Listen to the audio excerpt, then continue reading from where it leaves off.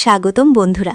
তো বন্ধুরা, আজ আমার ভাই আমার ঘরে ঘুমাতে এসেছিলেন, কিন্তু তার উপস্থিতির কারণে আমি সেই সব কাজ করতেই পারছিলাম না যা আমি রাতের অন্ধকারে সাধারণভাবে করে থাকি। এই সব কাজে আমি প্রচুর প্রশান্তি পাই, কিন্তু আমি কি জানতাম যে আজ রাতে এমন কিছু ঘটবে যেটার কারণে আমি ধামে ভিজে যাব। তিনি মাত্র 2টি আঙুল দিয়ে আমাকে পাগল করে দিয়েছিলেন, আর এখন আমি সেই সব কথাই আপনাদেরকে বলতে যাচ্ছি। তো বন্ধুরা, আমার নাম জারিন, আমার বয়স 20 বছর এবং আমি এখনও অবিবাহিত। আমি এখনও বিয়েই করিনি এবং ভাবছিলাম যে হয়তো কখনোই আমি বিয়ে করবই না। একবার প্রেমে ধোঁকা খেয়েছিলাম আমি, এবং সেই দিনই আমি প্রেম করা ছেড়ে দিয়েছিলাম, যার কারণ আমি ঠিক করে নিয়েছিলাম যে আর কখনোই কোনো ছেলের ফাঁদে আমি পড়বই না। তো এই কারণেই আমি বিয়ে করিনি। আমি একটি কলেজে অধ্যাপক, একজন বাংলাদেশি মেয়ে, সুন্দর, শিক্ষিত এবং স্মার্টও বটে।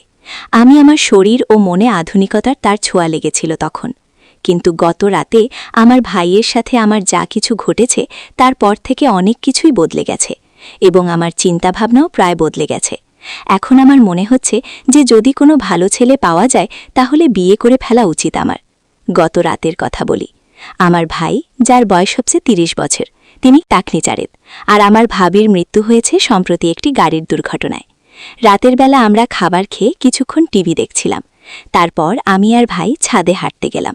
ভাই গ্রাউন্ড ফ্লোরে ঘুমানো ছিল আর আমি ফার্স্ট ফ্লোরে। আমার পাশের ঘরে আমার ছোট ভাইও ঘুমায়।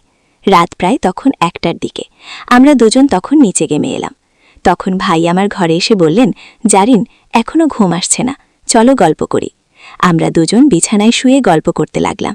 মাঝে মাঝে ভাই তার মোবাইলে গেম খেলছিলেন আর আমি আমার মোবাইলে লোকেদের স্ট্যাটাস দেখছিলাম।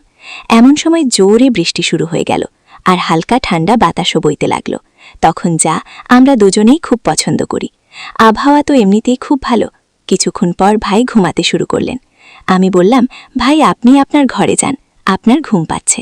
ভাই নাখুশ হয়ে বললেন, জারিনা, আমাকে বিরক্ত করো না প্লিজ। কথা বলে তিনি চোখ বন্ধ করে 2 মিনিটের মধ্যে গভীর ঘুমে চলে গেলেন। আমি উঠে বাথরুমে গিয়ে আমার জামা কাপড় বদলে নিলাম, কারণ 8-7 জামাই আমার ঘুম আসে না। তারপর আমি ফিরে এসে বিছানায় শুয়ে মোবাইলে গল্প পড়তে লাগলাম। এই দিনগুলোতে আমি অনেক ভালো গল্প পড়তে পারছি। আমার ভাই ঘুমিয়ে পড়েছিলেন আর আমি সেই সব কাজ করতে পারছিলাম না যা আমি সাধারণত রাতের অন্ধকারে একা ঘুমানোর সময় করে থাকি। কিন্তু আজ ভাইয়ের কারণে আমি বেশি কিছু করতে পারছিলাম না, তাই আমি মোবাইল রেখে ঘুমানোর চেষ্টা করছিলাম। কিন্তু গল্পের চিন্তা আমার মাথায় শুধুমাত্র ঘুরপাক খাচ্ছিল আর ঘুম আমার থেকে দূরে সরে যাচ্ছিল। রাত গভীর হতে লাগছিল আর আমার মনে এক অদ্ভুত অস্থিরতা বাসা বাঁধতে লাগল। ঘুম তো ছিলই না, আর মাথায় সেই গল্পই চলছিল যা আমি ঘুমানোর আগে পড়েছিলাম। সেই গল্পটি আমার ভেতরে এক অদ্ভুত আলোড়ন তুলে দিয়েছিল আর আমি নিজেকে শান্ত করতেই পারছিলাম না। ভাই পাশেই ঘুমোচ্ছিলেন আর তার নাক ডাকার শব্দ আমাকে আরও বেশি বিভ্রান্ত করে তুলছিল।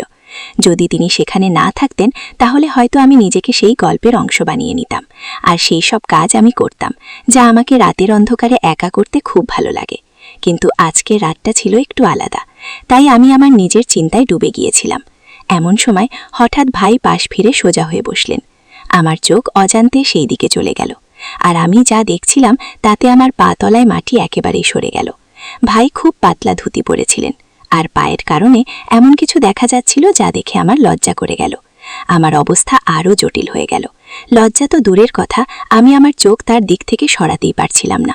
মনে এক অদ্ভুত অস্থিরতা চলছিল। একদিকে আমি নিজেকে নিয়ন্ত্রণে রাখার চেষ্টা করছিলাম আর অন্যদিকে আমার ভেতরের অস্থিরতা আরও অনেক বেড়েই চলেছিল। সত্যি বলতে কি, এখন আর আমি সহ্য করতেই পারছিলাম না।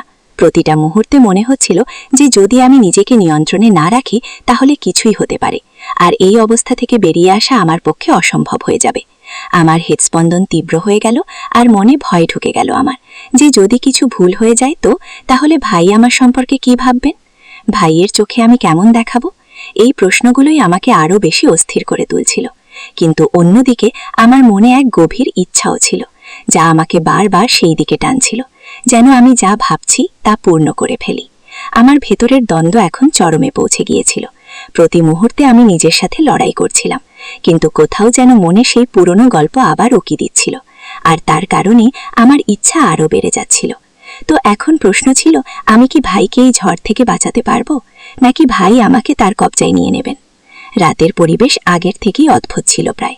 আর তার উপর ভাইয়ের ফোন বেজে উঠল। সম্ভবত কেউ তাকে মেসেজ করেছিল। আর ফোনটা আমার পাশেই রাখা ছিল, কারণ ভাইয়ের ফোনটা চার্জে লাগিয়ে রেখেছিলেন ঘুমানোর আগে। ভাই গভীর ঘুমেছিলেন, কিন্তু ফোনে একের পর এক মেসেজ আসছিল, আর তার আওয়াজ আমার অস্থিরতা আরও বাড়িয়ে দিল। আমি ভাবলাম ফোনটা সাইলেন্ট করে দিই, যাতে আওয়াজ বন্ধ হয়। কিন্তু সাথে সাথে আমার মনে প্রশ্ন জাগলো, এত রাতে ভাইকে কে মেসেজ করছে? আমি ভাইয়ের ফোনের পাসওয়ার্ড জানতাম, তাই কোনো দ্বিধা না করেই তার ফোন চেক করলাম। স্ক্রিনে তাকাতেই দেখলাম ভাইয়ের গার্লফ্রেন্ড তাকে একের পর এক মেসেজ পাঠাচ্ছে। এক অদ্ভুত কৌতূহল আমাকে ঘিরে ফেলল, আর আমি ভাবতে লাগলাম যে শেষ পর্যন্ত সেই ভিডিওটা কি নিয়ে। আমি ভাবলাম একবার দেখে নিই ভিডিওতে কি আছে। ভিডিও চালু করতেই আমার চোখ যেন থমকে গেল। আমি যা দেখছিলাম তা বুঝতেই পারছিলাম না যে ভিডিওতে যা দেখানো হচ্ছিল তা কি আমি কখনোই ভাবতে পারিনি। একটি ভিডিও শেষ হতেই আমার মধ্যে পরের ভিডিও দেখার তীব্র ইচ্ছা জেগে উঠল। আমি পরের ভিডিওতে ক্লিক করলাম, আর মুহূর্তের মধ্যে সব ভিডিও দেখে ফেললাম। প্রতিটি ভিডিও আমার অবস্থাকে আরও খারাপ করে দিল। আমি বুঝতে পারছিলাম না আমি কেন এসব দেখছি, এটা আমার এত ভালো লাগছে কেন। তবুও আমি থামতে পারছিলাম না। আমার হাত কাঁপছিল, কিন্তু চোখ স্ক্রিন থেকে আমি সরাতেই পারছিলাম না। সময় যত গড়াচ্ছিল আমার অস্থিরতা ততটাই বাড়ছিল। আমি নিজের সাথে যুদ্ধ করছিলাম।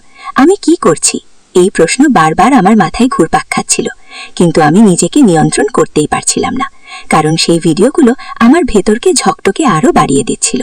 এখন আমার মধ্যে এক অদ্ভুত সাহস এসে গিয়েছিল, যা বলা যায় আমি আমার ইচ্ছার কাছে অসহায় হয়ে পড়েছিলাম।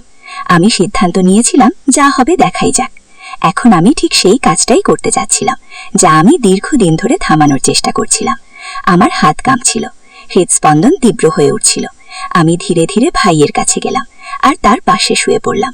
কিছু এমন হলো যেন কিছুই হয়নি। মন হুলস্থুল পড়ে গিয়েছিল, কিন্তু আমি নিজেকে সামলে রেখেছিলাম। কিছুক্ষণ আমি ঘুমের ভান করতে লাগলাম, যাতে যদি হঠাৎ সে জেগে ওঠে তাহলে মনে করে আমি গভীর ঘুমে আছি। হৃদস্পন্দন তীব্র হচ্ছিল, কিন্তু আমার চেহারায় শান্তির ছাপ ছিল। তারপর আমি ধীরে ধীরে আমার পা ভাইয়ের ওপর রাখলাম, যেন ঘুমের মধ্যে অজান্তেই। কিছুক্ষণ থেমে গেলাম, আর ভাই নড়াচড়ার অপেক্ষায় ছিলেন, কিন্তু কোনো নড়াচড়া হলো না। সে তখনও গভীর ঘুমেই ছিল। আমার পায়ের নিচে তখন তার উষ্ণতা অনুভব করছিলাম, আর কিছু একটা। তার শরীর শান্ত ছিল, কিন্তু তার মনে আরেক গল্প চলছিল, যে আমার পায়ের নিচে তখন তার আকাশ স্পষ্ট অনুভব হচ্ছিল, আর তার করা আওয়াজ আমার ভেতরে সব জটিলতাকে আরো বাড়িয়ে দিচ্ছিল। আমার হৃদস্পন্দন তীব্র হয়ে উঠছিল, আর সেই ভয় যা আমাকে সবসময় আটকে রেখেছিল এখন স্পষ্ট হয়ে উঠছিল। এখন আমি নিজেকে নিয়ন্ত্রণ করতেই পারছিলাম না। সময় যতই গড়াচ্ছিল আমার ইচ্ছা তত শক্তিশালী হয়ে উঠছিল। আমি জানতাম যে যদি এখন নিজেকে নিয়ন্ত্রণ না করি তাহলে এমন কিছু ঘটবে যা থেকে ফিরে আসা সম্ভব হবে না। কিন্তু কিছুক্ষণের মধ্যেই আমার মন যেন যুদ্ধ করছিল, আর আমি ধীরে ধীরে আমার হৃদয়ের কাছে হেরে যাচ্ছিলাম। আমি আবার আমার পা হালকা করে সরিয়ে নিলাম, এটা বোঝার জন্য যে তার ঘুম কতটা গভীর ছিল, কিন্তু কোনো নড়াচড়া হলো না। এখন আমার মন ঠান্ডা হচ্ছিল, আর শুধু একটা কথাই মনে ঘুরছিল। রাত আর নিস্তব্ধতা আমার ভেতরে এক ঝড় তুলে দিয়েছে। প্রতি মুহূর্তে আমার সাহস বাড়ছিল। আমি যে পদক্ষেপ নিয়েছিলাম এখন তা থেকে পিছিয়ে আসা সম্ভব ছিল না। কিন্তু তখন আমি জানতাম না যে সে ঘুমায়নি। আসলে সে গভীর ঘুমে ছিল না, বরং শুরুর থেকেই ঘুমের ভান করছিল। আমার প্রতিটি পদক্ষেপ সে আগে থেকেই জানত। আমি যা অনিচ্ছাকৃতভাবে করেছিলাম তা ভাই ইচ্ছাকৃতভাবে দেখেছিলেন। সম্ভবত আমাকে শাস্তি দেবার জন্যই ভাই চুপচাপ সেখানে শুয়েছিলেন। আমি একেবারেই জানতাম না যে তার চোখ বন্ধ থাকলেও তার মস্তিষ্ক পুরোপুরি জাগ্রত ছিল। আমার হৃদয় টানাপড়ন জ্বলছিল, কিন্তু ভাইয়ের কোনো প্রতিক্রিয়া না দেখে আমি আরো উত্তেজিত হয়ে উঠলাম। ঠিক সেই মুহূর্তে যখন আমি আরো কিছু করতে যাচ্ছিলাম তখনই তিনি হঠাৎ চোখ খুললেন। আমার হৃদস্পন্দন যেন থেমে গেল। চোখ খোলা মাত্রই আমি তড়িঘড়ি চোখ বন্ধ করে ঘুমের ভান করতে লাগলাম, কিন্তু আমার মুখে আতঙ্ক, অস্থিরতা স্পষ্ট ফুটে উঠছিল।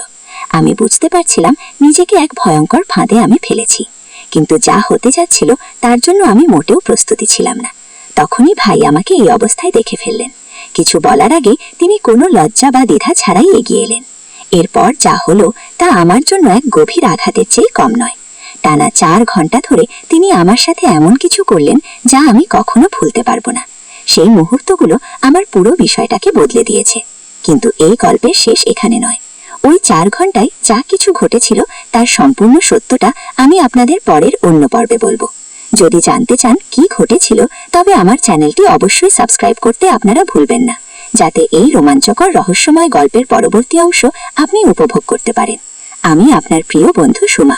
আগামীকাল আবার দেখা হবে। সে পর্যন্ত আপনাদেরকে অসংখ্য ধন্যবাদ জানাচ্ছি।